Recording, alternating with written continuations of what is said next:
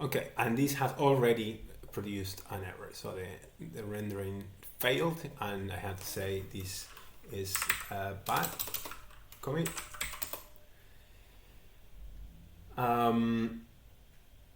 So it has checked out another commit. So let's render this once again.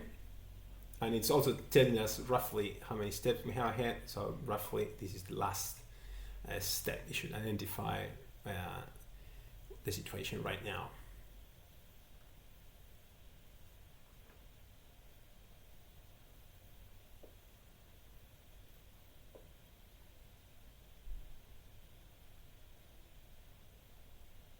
Okay, this is a good commit.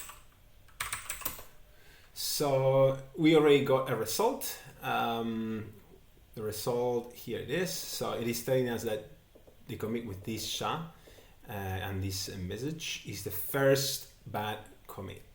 It's called this, right? So we could, I mean, we don't need to flag it because we do git, let's do the git log once again. As you can see, we are now here. So we git defined that, identified that. Is it good? Actually, okay, the one on top of this is the bad commit. So let's check out where the head where we were. So git check out the work here, this one, and let's do the git log that we did before.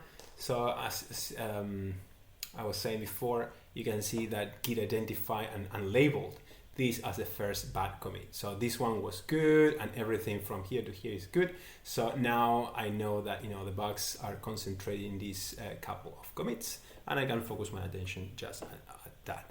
And that's it. Thank you.